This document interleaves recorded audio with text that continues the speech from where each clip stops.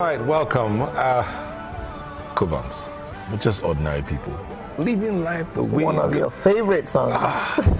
One of my favorite artists too. But okay, so the president on Tuesday, November 7th, laid a budget size of 8.6 trillion before the legislature for 2018. It increased by 1.7 trillion from that of 2017.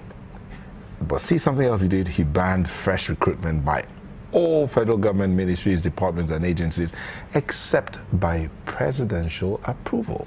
According to him, this was so we shall have no more MENA. This is to manage the rising personal expenditure as expected to increase by 12% in 2018, and that overhead cost would also rise by 26 billion.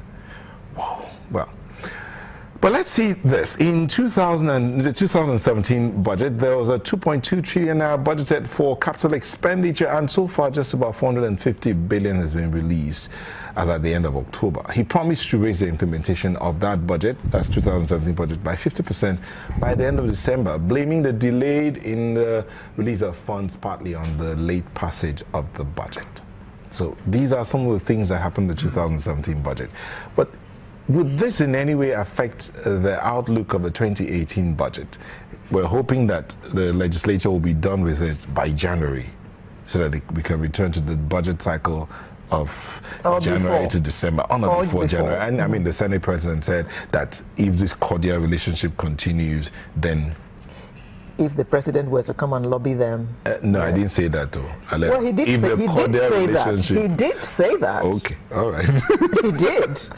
Anyway, but we are not the economists and financial consultants. We have them in the house to help us look at all of this. Joining us from our Abuja studio is Tokwe Fasua, an economist. Thank you for joining us. Yeah, good morning. Thank you. Here in Lagos, we have Mr. Henry Boyo, an economist, and Victor Alaofin, a financial consultant. Thank you both for joining us here. My pleasure. It's a pleasure. Okay, so let me start with you, Mr. Boyo. 8.6 trillion, that's the proposal the president laid before the National Assembly. 1.7 trillion naira above that of 2017, which has just been implemented 20-25% or thereabout. How do you think, or what's your take? On the size of the budget or on the content of the budget? Let's begin with the size. Thank you. The 8.66 trillion nominally is probably the largest budget ever in Nigeria. But I said nominally with all caution because in 2011, I think, the total budget was just about 4.4 trillion naira.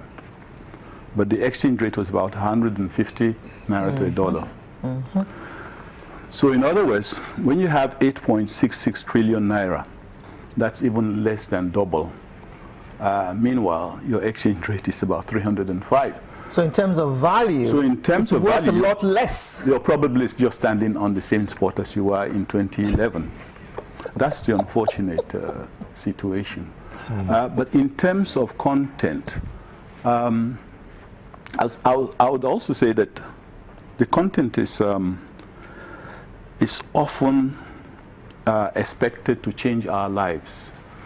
But you would certainly agree that over the years, there have been incremental increases in almost all the sectoral allocations over the years. So if you expected that increases in sectoral allocations would improve the lives of the people in this country, well, I've got bad news for you.